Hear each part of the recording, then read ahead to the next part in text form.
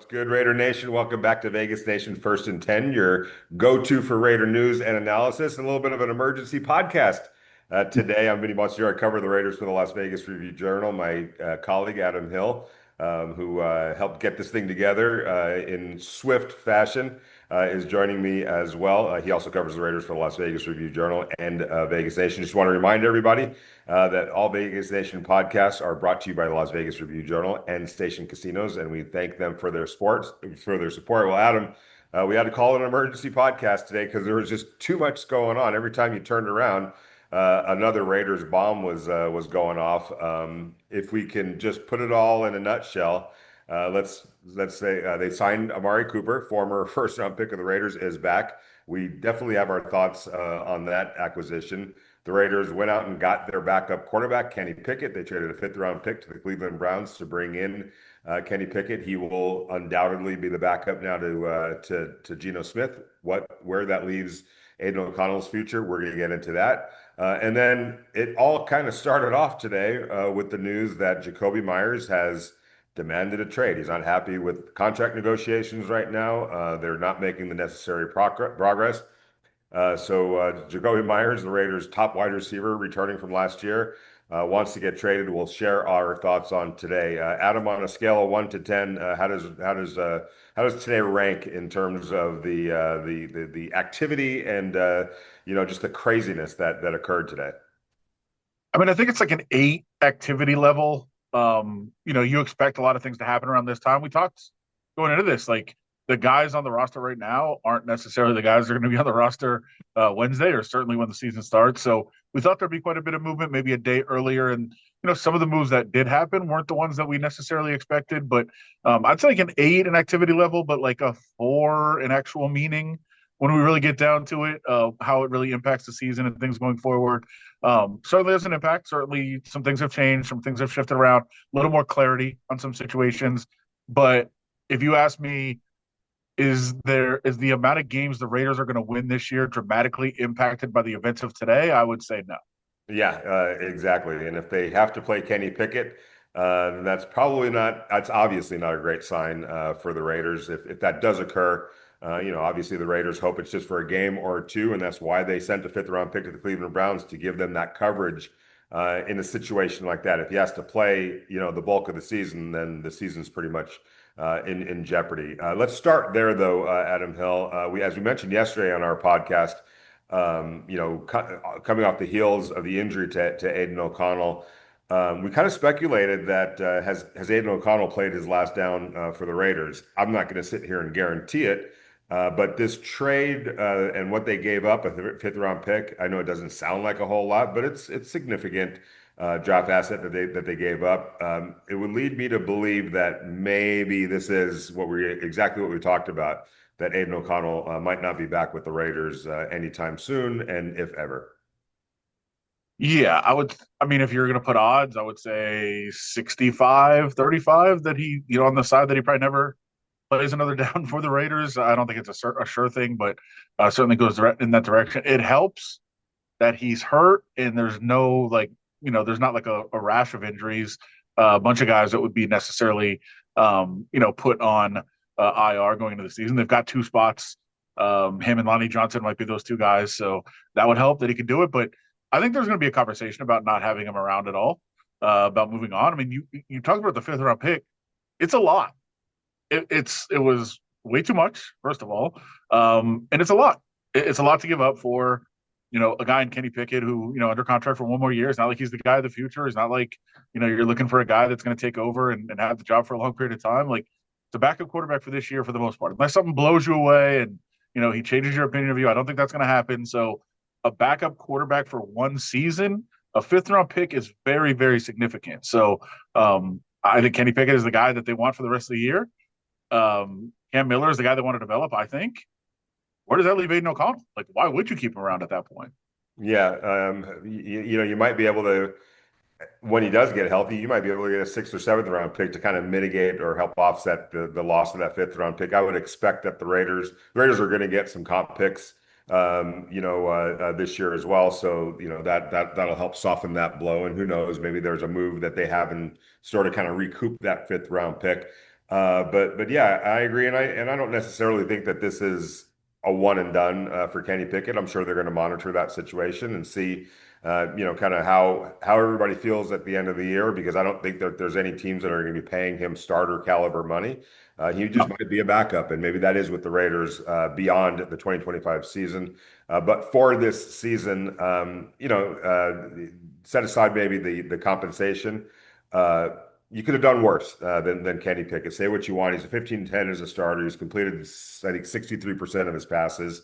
I think he's going to be in pretty good surroundings if he does have to play. I think he's going to be around really good coaches if he does have to play. And it just gives somebody like a Pete Carroll, who obviously looked at the situation with Cam Miller as the backup quarterback and said, yeah, I'm not willing to do that. And then when you started looking at, all right, what was available, and we all heard, the names that were being bandied about, it was a whole lot of, just slightly above Cam Miller, if that. I mean, it just wasn't very appealing out there, which we expected, and that's why we said yesterday, Adam, that if you're really going to go find a guy that you have some level of confidence that could be your credible backup quarterback, you are probably going to have to make a trade, and that's exactly what they ended up doing. Yeah, and look, you could have done worse. Maybe could have done better. And, again, we've talked about guys like Jameis Winston potentially. Um, Maybe you could have done slightly better, but you weren't gonna blow anybody away. You weren't gonna change again. You weren't gonna change the complexion of the franchise. You've got your starter for the next 3 years. You think, I still think they need a quarterback of the future franchise type guy. That wasn't going to happen in this situation. So they went out. Pete Carroll was very clear. Wanted a guy that had experience, that played, that can count on to go in, and that's what they got. So I think you look at it and say, I think again, I think they give up too much. That would be my opinion, but you know, it was what it was. They needed somebody. They went and found somebody, and they've got what they hope is going to be a backup quarterback for this year. Right. And, one other thing about, well, among the other things about Kenny Pickett, I'm sure they made many calls, and they probably did call the Giants about Jameis Winston, or I would think that they called Jameis, about Jameis Winston. At some point it becomes about, well, who's truly available as well, and maybe the Browns weren't inclined. Just talking to some people in the NFL, I'll put it this way: they feel like there had to have been some competition for Kenny Pickett. That's the reason why that the fifth round pick was what ended up being the price. But let me ask you this: if the Raiders have to, if they have to turn to Kenny Pickett for 4 games, what's your level of confidence that he can at least keep the Raiders' head above water in those 4 games? I mean, I think it'll be helpful if it's not right away.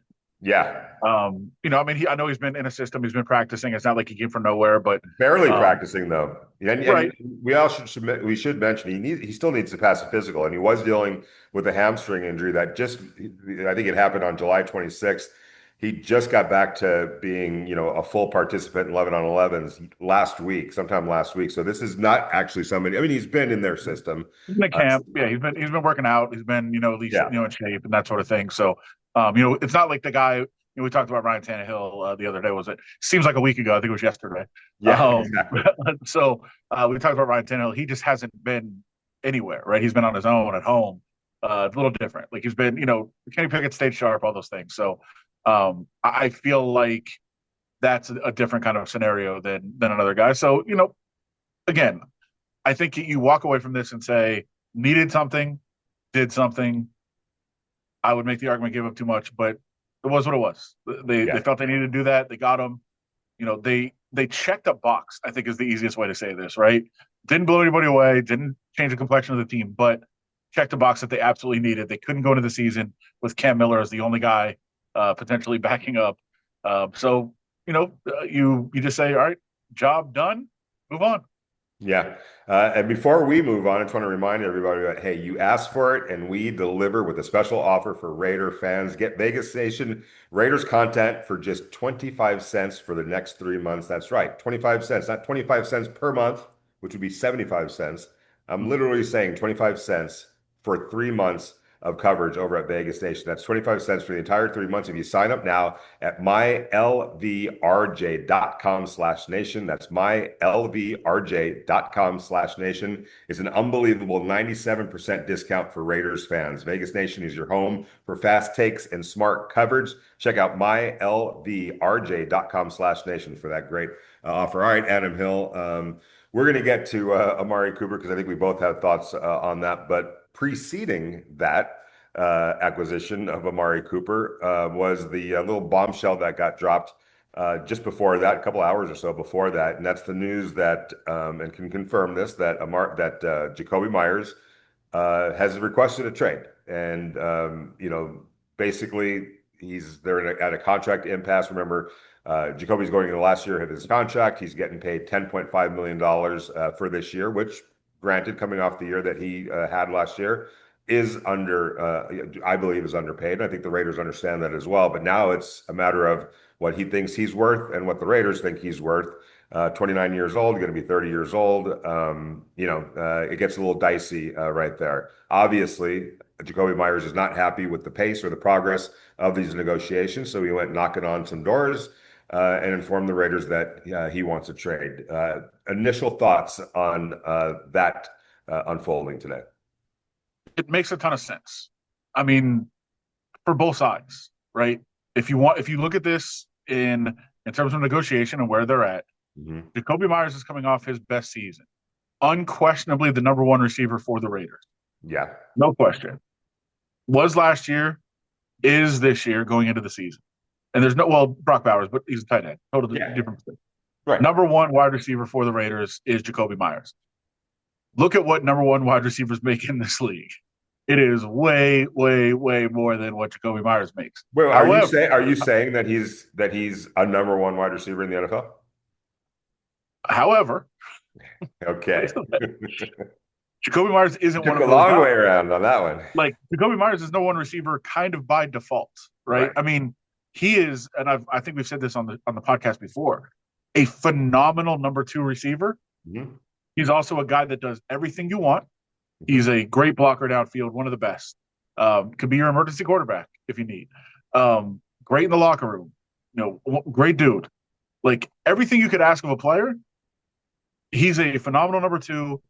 If he's not your number one, you're not in a great place as in terms of wide receiver, right? That's pretty simple. And I think when the Raiders look at this, they say, yeah, you want number one wide receiver money. And I don't think he's asking for Justin Jefferson, Jamar Chase kind of money, but you want number one wide receiver money. You're not a quote unquote number one prototypical wide receiver. We know you are for us. We like what you've done, but you're under contract another year. Let's see you be a true number one alpha receiver another year, because we have you under contract. You haven't done that before. Last year was the first you really did that. So let's see it again. And you understand the Raiders' perspective from that. I mean, I totally do, but I totally understand Jacobi Meyers' perspective too. So I think this is the case where both sides believe they are right. I think both sides do have some right behind them. I think they're correct in some ways. So that's where you get a standoff, right? I mean, that's how these things happen. And so I think a lot of us didn't think it would happen because Jacobi Meyers is Jacobi Meyers, just such a quiet, good dude. But he is, he is a player in the NFL. He does understand values and that sort of thing, and he wants to get that done. And so I know how we got here. I understand how we got here, and I understand how both sides could dig in. What I would expect that the Raiders would say, hey, we understand. We got you. You're under contract, though. So not much you can do here. There are some kind of things you might be able to try to do. Really, there's not much you can do. So we're going to ask you to play out the last year of your deal. If you don't want to do that, I guess we'll try to figure something out. But that's kind of the situation that they're in right now. And I don't want to say either side is 100% wrong. Yeah, I agree with that. I had somebody from the NFL text me earlier today that said if I was the Raiders, I would deal him in a heartbeat. I want to explore that, for a second. Look, when it gets to this point now, reminder, Terry McLaurin asked for a trade in late July from the Washington Commanders for the exact same reason, even though he's definitely in a different atmosphere when it comes to the money. But It was the same principle. Progress wasn't being made on a new deal. I want out. Terry McLaurin signed a contract, a 3-year contract. What is today? I'm losing track of the days. Yeah. but I believe that happened today. So before anyone freaks out, let's just understand that this is just part of a negotiation and it could all work out in the end. However, I kind of suspect that they're pretty far off, Adam, right now. Oh yeah, Right. I don't think this is a Terry McLaurin situation. I think everybody figured that that was going to get done. It was just his way of squeezing every last cent, which he had every right to do. I think in this case, it's more about their wildly different opinions of what the value is for Jacobi Meyers. And I'll ask you this: what do you think a fair contract would be for Jacobi Meyers? I'd have to look at some comps. I haven't really done that, but look, I think it's 17? I think it's very clear. I mean, 17 per year? the thing that popped in my mind was like 18 to Yeah. 20 in that range, but that's not wide receiver one money. And I don't know. We don't know what Jacoby wants, right? I don't know that he's asking for wide receiver one money, but he is a wide receiver one on this team. So I'm sure there are people telling him like, you're wide receiver one. That's what wide receivers get. Like that would be foolish. It would. Um, I think he absolutely deserves. And here's the other part of this, and I kind of was going down the road, but I'll fully go down it. Um, they had a wide receiver one in the room at the start of last year. He acted like a wide receiver. He played like a wide receiver one, but he also acted like a wide receiver one. And I think when Jacoby Meyers came in, he said, "Okay, I'm the wide receiver one, but that's not who I am. Like I'm team first guy. I'm work hard every day guy. I'm block for everybody. I'm be a perfect role model. Be great in the locker room. Those sorts of things. The problem with that is a couple of things. One, it's a different organization now. So like you came in and did all those things and did everything the right way, and I would say stabilized a wide receiver room that needed it last year. Those guys aren't around anymore. Like that GM, those most of the people in the organization, that coaching staff, like they're not there. So And like you start over. the last general manager assumed him too. He wasn't the last general manager wasn't even the one who Yeah, signed him. that's true. It was two general managers ago. Right, but at least that administration last year saw in action No doubt. what Jacoby Myers did and what he means, and his value goes beyond what he does on the field. I think that's very clear, and I think that's part of Right. the picture he's making. I think he knew that this was coming too, right? So last year comes and does everything right, has a great season on the field, great season off the field, does all those things, and now it's time to negotiate. And all those people that you were doing that for, I mean, think about it in your own job if you're listening. You go in and you have a contract coming up, or you have an evaluation or something, and you are as good as you've ever been, both on at work, in the office, like do everything right, and all of a sudden all of your bosses are now gone. The new bosses come in and you're like, hey, remember I did everything great last year? And they're like, I don't know, we didn't see that. I wasn't here for that. I don't know what you're talking about. It's everything starts over now. So I mean that's part of this too. I All think right. that that's perfectly fair to say that that's part of the whole thing. So I think they want to see it. I think they probably told them like, hey, we've heard those great things. We know you did those great things, but let's see it this year, and then we'll talk after the year. And this is where's negotiate. We all know going into your last season, that's where guys tend to negotiate, and that's what he wants to do. And I don't think the Raiders are ready to do that right now. If you are the Raiders, let's explore that for a second. I mean, scale of 1 to 10. How determined are you to make sure he sticks around for multiple years or not? I mean, I would certainly explore what you could get. I would certainly try to find out. Now, I don't know what the market's going to be because I think he's a desired and coveted player, but it's also a desired and coveted player that wants a big contract or at least a new contract. So, like, if you trade him, this other team knows they're just inheriting that same problem. So you need to find a team that's not only willing to give something up, but also willing to give him the contract that he wants, and they're going to hold that against you in negotiations too. Who, So, um, who I jumps would out at you? Steelers, 49ers? 49ers potentially. Um, there's teams out there. I think there's a lot of teams that'll be interested. The Minnesota Vikings? Yeah, Addison suspended early, so they're trying to get Adam Thielen though. We know that seems to be the deal they're trying to make. They're trying to stockpile picks right now, and hey, maybe that's the Raiders' play of, hey, you're stockpiling picks for Adam Thielen. They might not give him up. Wouldn't you Here's rather your here's have? your here's your other option. Yeah. So yeah, I mean, I would explore it, but in the end, like I think he might be worth more to you this year than a seventh round pick or a sixth round pick or whatever you would Oh, typically no, get for him. it'll be a third round pick for him. with the new contract? Yes. That's the question. I don't think the Raiders are going to trade him for anything less because they can get if he And leaves. that's my point. If depending what the value is, if a team wants to give you a third, I'd probably say yeah, let's go ahead and do that. Right. But I don't know that you could get that with knowing that he wants a contract and a team would have to give him that contract. Well, any team that was going to offer a third round pick is doing it because they want to sign him. They're Yep. willing to meet his money, right? They're not gonna come up that high without true intentions of re-signing him. But if you let him walk, you're probably going to get a third or a fourth round pick Right. as compensation. As a comp pick. Yeah. Yeah. Yeah. So let him play out let him play out this year and then get the pick down the road. How this is the last thing we'll talk about with Jacoby. How much? I mean, I don't think they're gonna. We'll see if they can. Let's just say that they don't re-sign him, right? And he goes into that season on that. Hey, prove it to us, and we'll deal with it at the end of the year. How happy of a camper Jacoby Meyers is going to be? I can't Not see. very.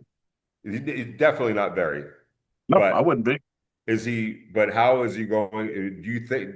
Can you picture a Jacoby Myers who we both know is just as classy a kid as you're going to meet, and is a great teammate. Everything that Adam just articulated is 1,000% true.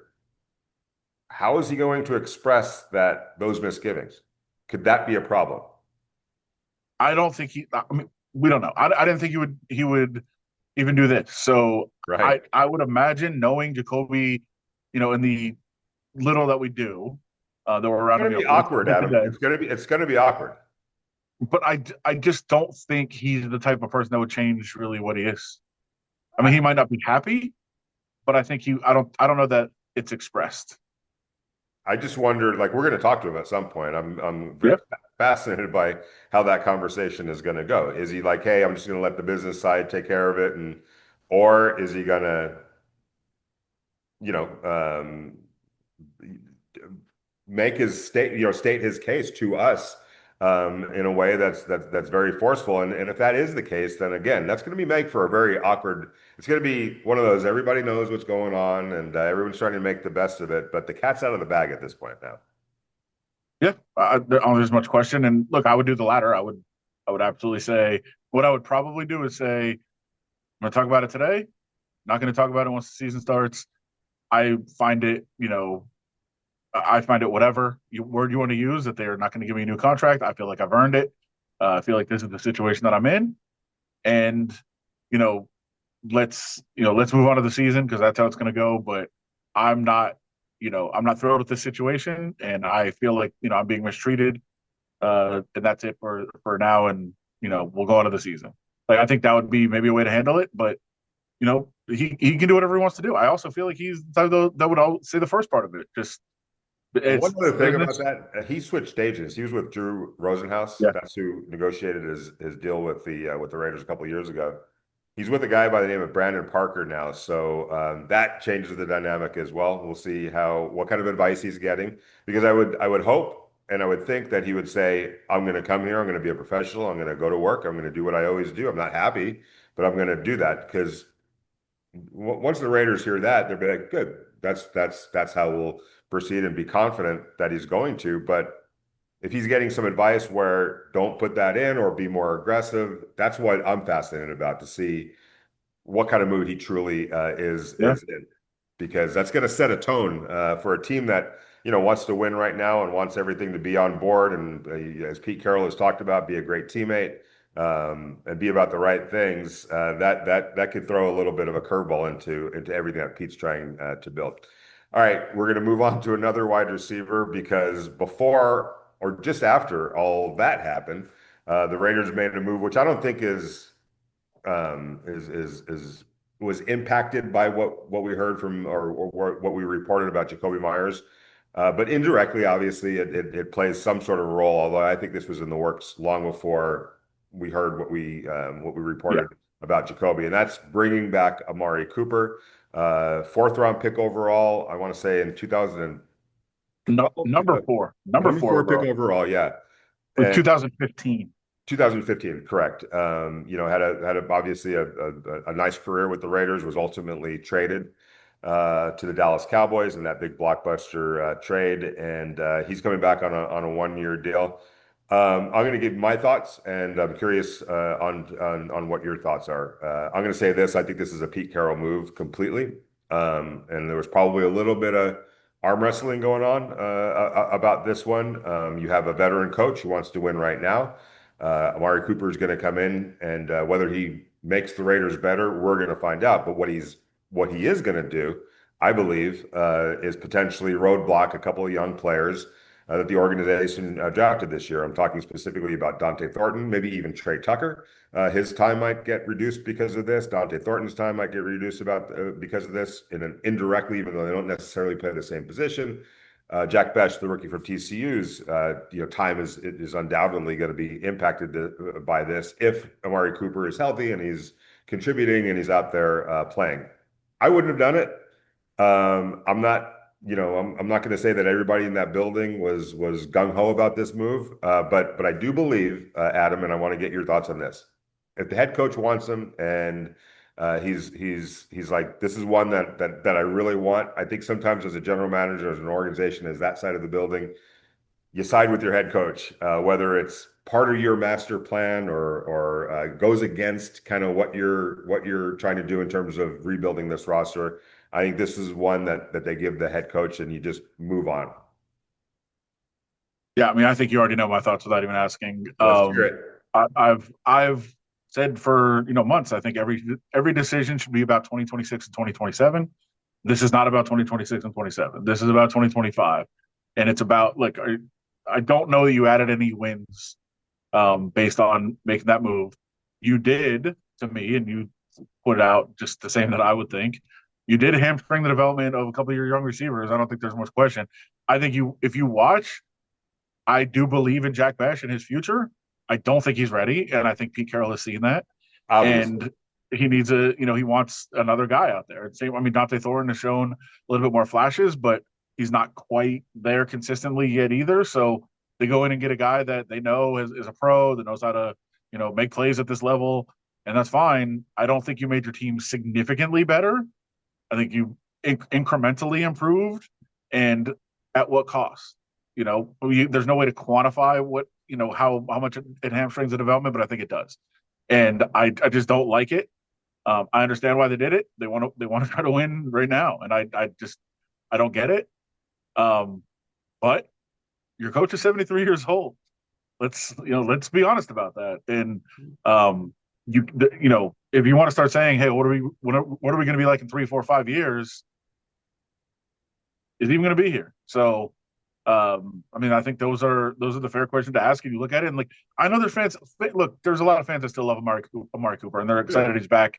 I don't want to discount that. That's fine. But to me, every decision should be about 2026 and 2027. This is not. So I'm not going to, wholeheartedly endorse this move in any way. I think anybody that watches this podcast knew that's what I was going to say. So, look, good for the fans, I think, on some level, but probably not good for the future of the team. I'm sure we'll see Amari Cooper make some plays this year, and people will be excited about it, and that's great. But at what cost? And again, we'll never really know. Yeah, definitely. If in 3 years Jack Bech and Dante Thornton are doing their thing, and this was a nice year, a fun year, and a productive year, and maybe they won, 8 games, 9 games, whatever the case might be.